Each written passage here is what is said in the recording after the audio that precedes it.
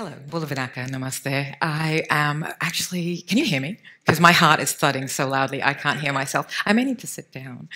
The only speaker who had to sit down.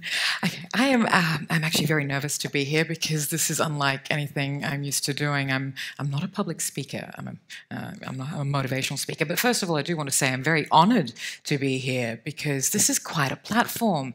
We know about our Fijian stories of the flying Fijians and our fabulous hospitality and our crystal clear waters, our luscious, foliage and coconuts and coos. But what we don't know is the innovation, is the adaptability, is the intelligence, is the creativity, the skills, the urban stories. And this is what Sharon has created here. The obvious stories the world knows, but what about everything else? And this is why I'm very, very honoured to be part of this platform, even though I have no idea what I'm about to say. I can't even read my cards. the stories, the other speakers, my gosh, how astounding and moving and motivational. And I guess that's, even though this is not a motivational speech platform, that's not what we were asked to do. If one person takes one thing from what you've heard this afternoon, then that's good enough, yes? To make a ripple, to create your own ripple effects. Oh, gosh, I sure am nervous, Joseph. I should have taken that rum when you offered it. Gosh. But, so what am I doing here? I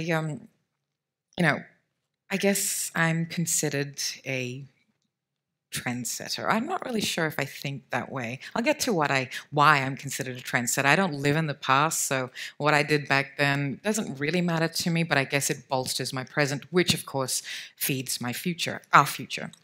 So yes, I'm considered a trendsetter, but I prefer the term trailblazer.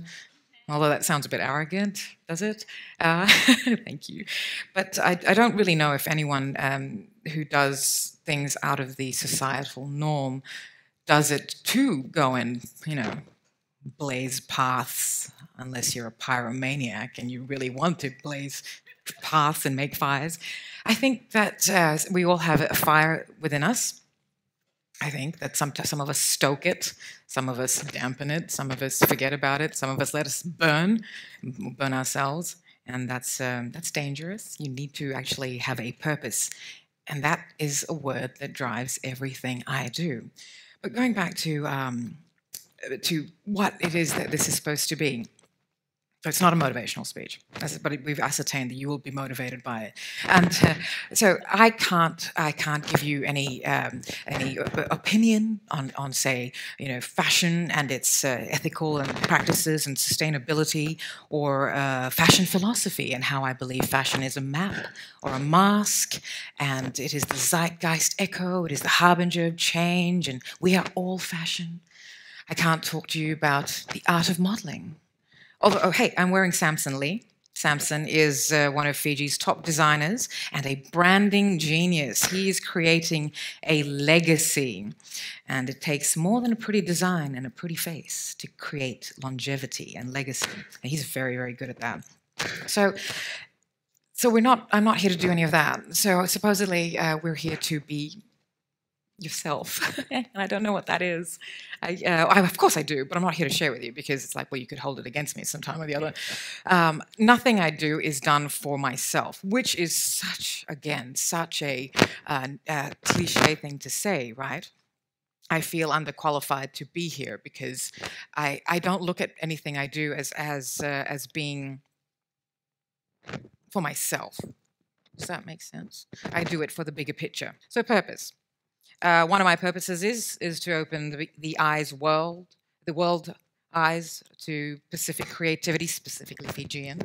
Our design and our fashion, and this is my Publicist side now coming out, I guess, we are more than just a garment production line. We are creators. We are potential global style influencers. We don't lack for talent.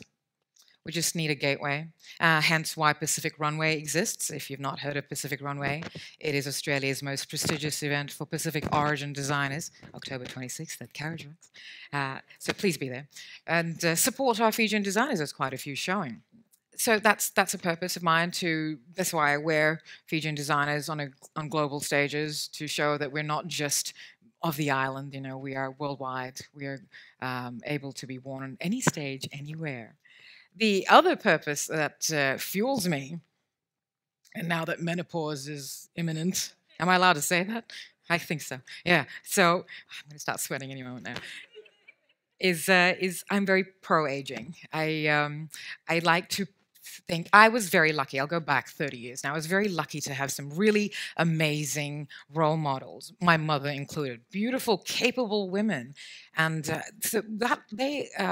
Being a teenager around these women, they allowed me to enjoy my youth and not be desperate, not feel it's going to be all over. You know, once you hit 30, bang, you're done. No, I actually was lucky enough to be given the sight, the foresight that it just continues. You continue with, you just get better. Everyone has youth. It's what you do with, you know, when it's gone. That's what counts. So therefore, that's why I consider myself a champion of aging. And I hope that whatever I am is a beacon, at least, or an example for people to say, okay, it's not all over. If she's still doing it, I can still do it. You know, and I refuse to dye my hair for that regard, because although if I take this off, I'll have terrible hat head, so I'm not going to do that. But I have a lot of grey hair, and I really enjoy my grey hair.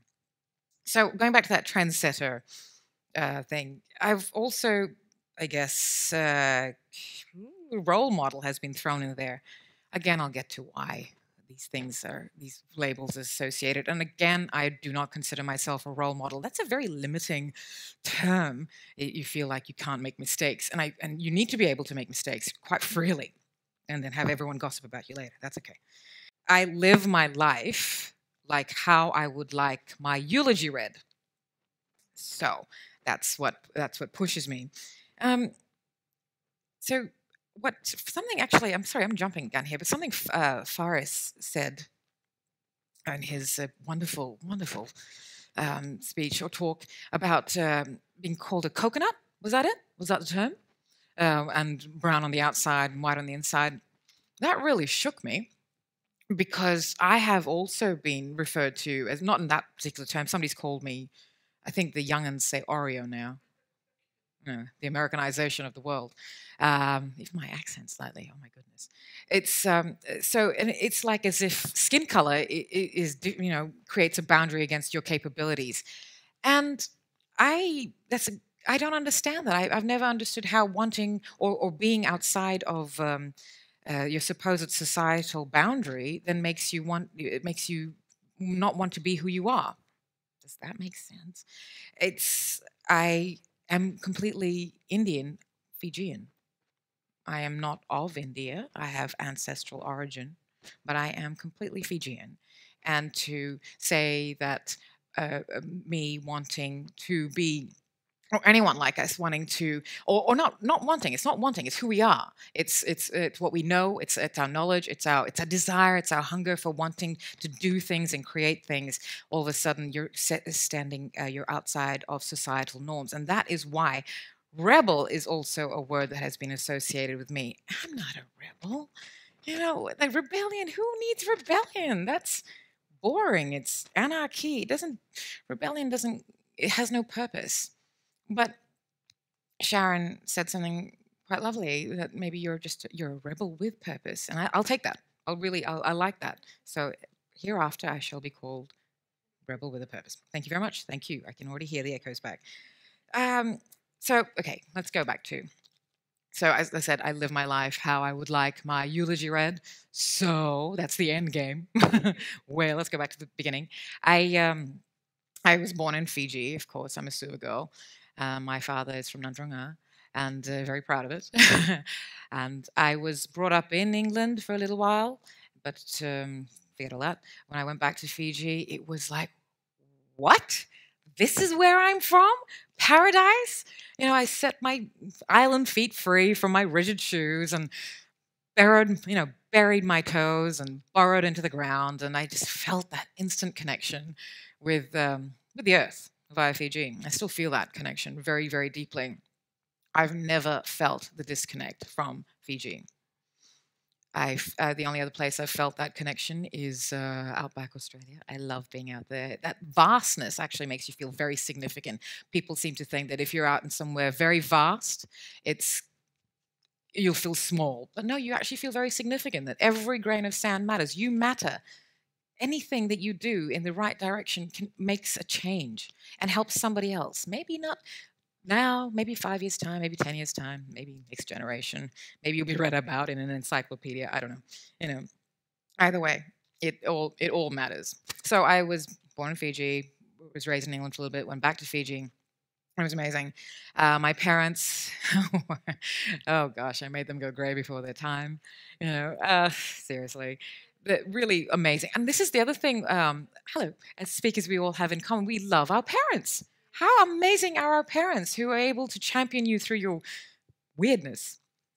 My mother, I mean, she would look at me in a way like, "Arey ladki kahan se aayi se?" Which in Hindi means, "Where has this girl come from? She's on another planet altogether." But she never inhibited me. She never judged me, and she never stopped me from exploring who I am. My father was a senator, a brilliant, charming, witty, determined, progressive man, and typical Indian father. So, I mean, I guess women in general have this thing with the patriarchal side, but in Fiji, our parents, our fathers, really control what we do. So I guess I did rebel against his controlling nature, even though he liked that I was like him. Maybe not the brilliant, charming, witty bit, but the determined and progressive side of it. I'm very much like him. Maybe. And okay, so I'm going to rush this up. So yes, and I'm very grateful for their safety net of letting me be who I am, and so therefore I could really extend my wings. Actually, the other thing that extended my wings. If I could just share a really quick story with you. I'm not really sure if this is something I can say here, but when I was in class 6, about 11 years old, I was called the C word by the school bully. I didn't know what that meant, so I went to the font of knowledge, which was the Suva City Library. Amazing. I don't know if you guys remember. This was an amazing library. It had the most amazing tomes and books in it. Anyway, I found what the C word meant. I have no problem saying it normally, but just for the sake of propriety, I won't say it here. I don't associate it with a vulgarity. So, and then I was actually appalled at how a word for a literal tunnel of life is considered the worst word you could call a human being, a female. I was appalled, and therefore my feminist warrior was born. And but I also realized that my thought processes are considered weird, and so that opened me up to ridicule, I guess, or gossip. But that didn't daunt me. That actually liberated me. If you're going to be considered weird, great, go for it. These people are already wasting time judging you.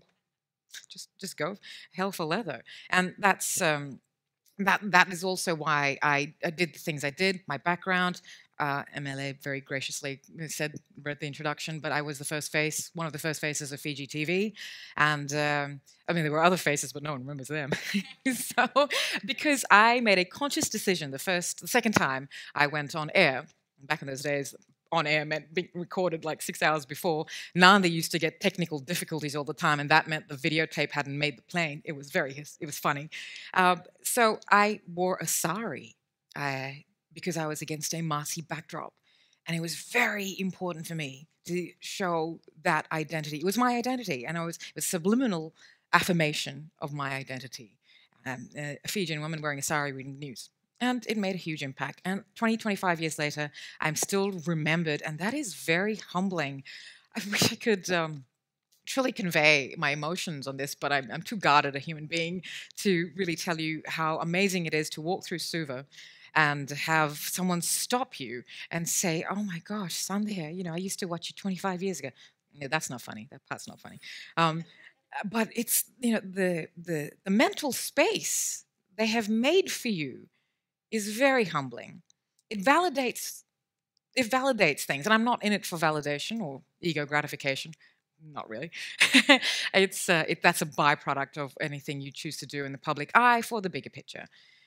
but that was very humbling for me to have made a decision 25 years ago and 25 years later to be told, it made a huge impact with me. Thank you very much for letting me be me, for saying, and that was quite very emotional moment for me. I was also a singer. This is a novelty thing, I guess. I guess I'm still Fiji's only Indian jazz singer, female. I'm not sure. I'm sure it's Fiji's changed. My gosh, have you been to Suva lately? It's a tropopolitan. I haven't been for 20 years. How many minutes do I have left? I could talk forever. It's quite amazing. There's also a bigger middle class there, which I'm not sure. I'm sure there are many layers to this reality, but from the surface, it looks like it's prosperous and people are really enjoying life and open to what life is about. And of course, with the net, the world is open to them. So Suva was quite amazing to me. I really, really enjoyed my time there. It was revelatory. I left Suva 20 years ago because of the big fish, small pond syndrome. There's no growth in that. I wanted to talk about something which I've completely forgotten about now, but let me see if I can bring it back in my head about comfort zones. And this is very out of my comfort zone for me because I'm being me. It's quite naked, really. But comfort zones are dangerous because they breed complacency, and complacency is the enemy of evolution. That's so Oprah of me, I know. But it is true. We cannot evolve without pain. That muscle has to rip to grow. So that being stopped in Suva all that time was the muscle that grew from 25 years ago, ripping everything. So I guess that I don't really have anything, I don't think, as profound to say, which I'm very grateful to be on this stage for you to listen to me. It's very humbling, by the way. Thank you for your time, your money. The other thing is I've never felt the need to. I've not ever felt the disconnect from home. I've not ever needed to find home. I think I'm very fortunate to carry home within me. I also have not ever felt part of the diaspora, the dispersed, and this has been really confronting because people do feel this way. I actually don't, and for me, I think that means that I don't feel like I've left, and everything I do and everything I am flows back into Fiji. I don't feel I owe Fiji anything because I earned the right to be celebrated, if I can say that. But I would not be me without Fiji, without the safety net that Fiji threw around me, allowing me to do the various things. I was a television newsreader at the same time. I was a model, and that's nowhere else in this world can you have me reading the news the night before and then splash in the newspaper wearing a bikini with a newsreader struts her stuff. Oh my gosh, I would cringe. But I guess I let that happen because I didn't want to be put in a box, and that's still to this day what motivates me to not be put in a box. I will throw all these away because I have not touched on anything I wanted to touch on, and that's because I tend to waffle, I guess, and I apologize for that. Interestingly enough, I did. I just very quickly, if I could end this, what it means to be Fijian. I can't answer that because I don't know what it feels to not be Fijian. I'm Australian, sure, but I went to boarding school here and I've lived here now for 20 years. But I am I'm the product of two, if you want to take in my ancestral origin, three. I'm not of India. As Sharon said, what did you call us, Sharon? Cassava Indians? That's such a great term. But I did a DNA test. And I am, and I had to do it 3 times because the results astounded me. It was like, what? So I am 91% Indian, North Indian, but I'm 5% Fijian, which is very, really interesting. And no one's talking to me about it. There's a mystery in my family, and no one's talking to me about it. But out of all of that, you know what? I didn't need a DNA test to tell me I'm Fijian. I am Fijian because I feel it. Thank you very much for your time. I really appreciate it.